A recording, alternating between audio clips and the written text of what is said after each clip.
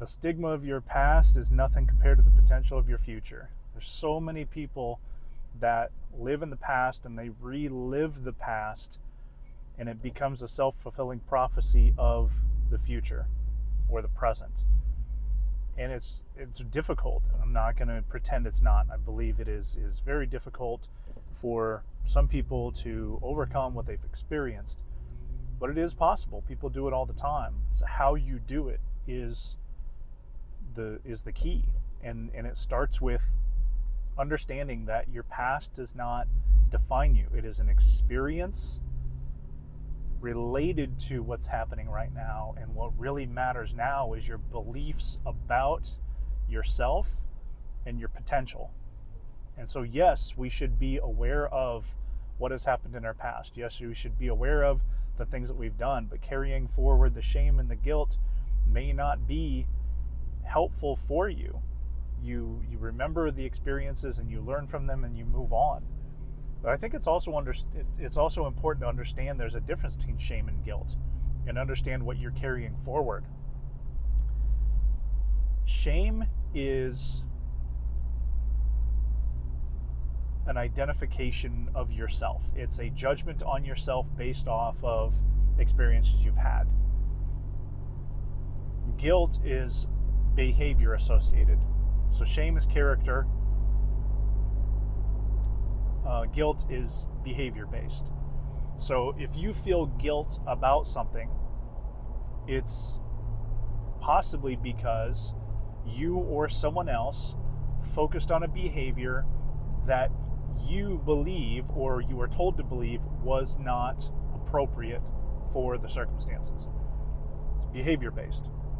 If you feel shame, it's because you or somebody else made a comment, a judgment, or something derogatory about your character, you personally.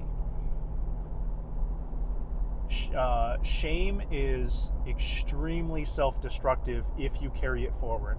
Guilt is not necessarily a bad thing as long as you are understanding where it comes from, because it's related to a behavior. You can change the behavior.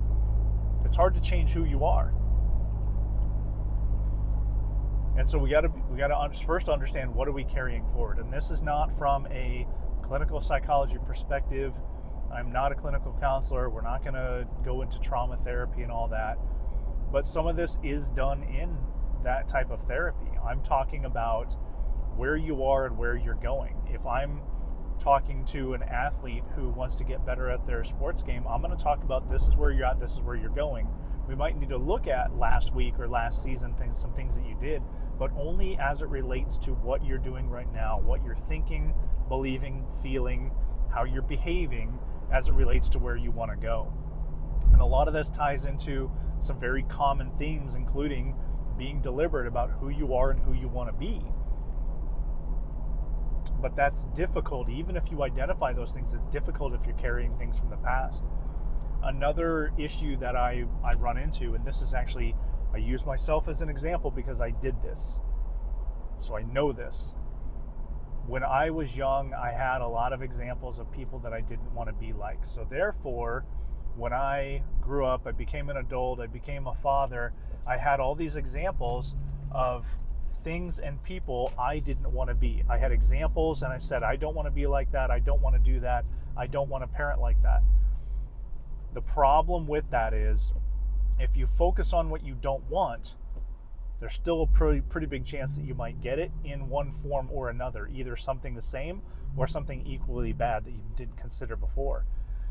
The problem with it is, you can't, using sports metaphors, you can't have optimal performance. You can't have your best performance if you're focused on fears, if you're focused on avoiding behavior. That won't get you where you're going. You don't avoid tripping along a trail if you're hiking, right? Again, using metaphors. You're not going to avoid tripping by looking over your shoulder at the last few rocks that you stepped over. You know that there were rocks, maybe you tripped, maybe you didn't, but looking backwards is only going to increase the likelihood that you're going to trip over the next one. Because you don't know where you're going. And that's really deep into character and relationships and that life that you want to live, if you don't have a firm definition of what that looks like, how do you know where you're going? You're going to have a hard time creating it. You're going to have a hard time being successful if you're constantly looking in the back, judging, especially if it's shame, but even if it's guilt. Identify those things, learn from them, but very quickly bring that to the present moment and understand how it's affecting the way that you're believing, thinking, feeling, and behaving as it relates to where you're going. And understanding that even if there are things to be shameful about, even if there are things to be guilty about, got it. That's what you experienced. There's nothing you can do about it except learn in the present moment and then move on. There has to be a movement towards moving on. If there's deeper healing that needs to be done, and sometimes there is, then yes, go talk to that professional who deals with those things very specifically. Even if you want to go talk to somebody, even if you do have a successful relationship with someone like that, there's a very strong chance, in fact, I hope they do, say some of the same things. Yes, you need to heal from some of those things, but they're still going to bring you back to the present moment.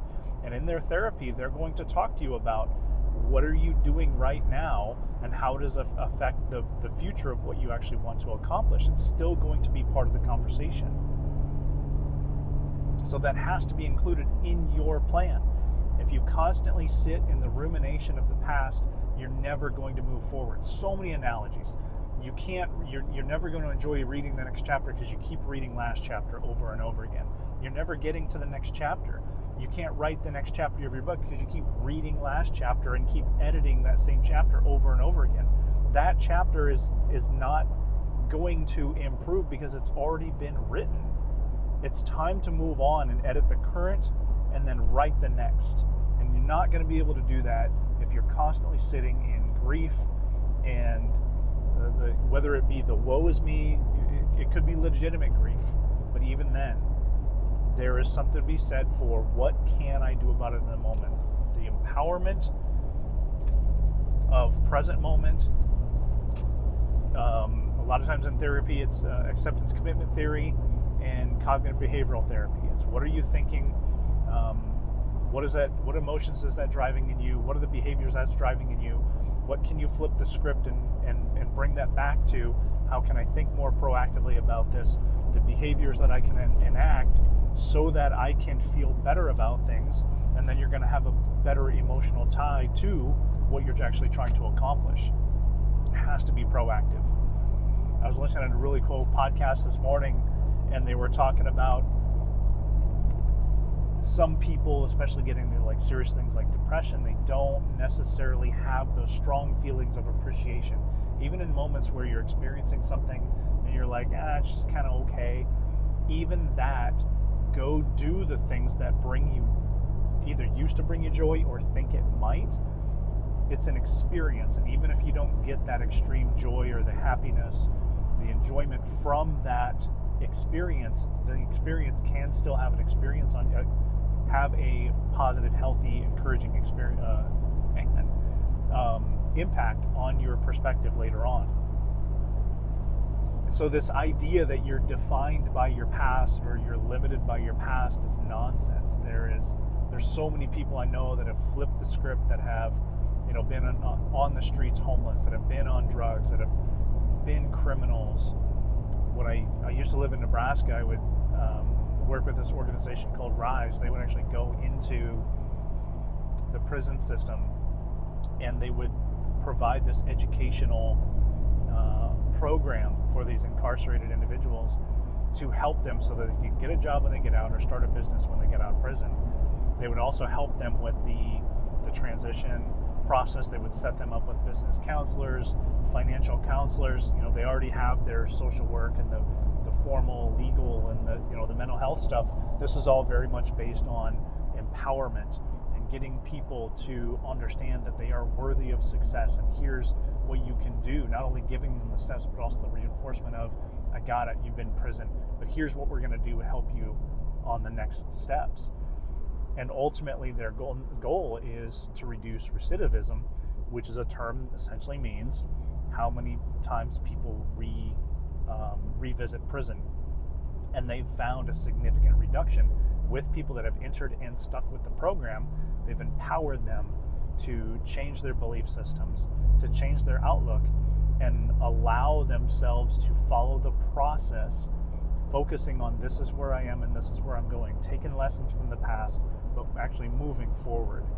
And so if you need to heal, go talk to somebody and heal, but the more you sit in your past and ruminate on your past, the more you are going to remain in your past, and you're not going to be able to move forward.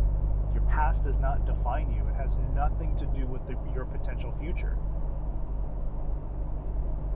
I was an average, at best, I was an average athlete in high school, and knew there was no way I was going to play in college. And so I enjoyed it while it was there.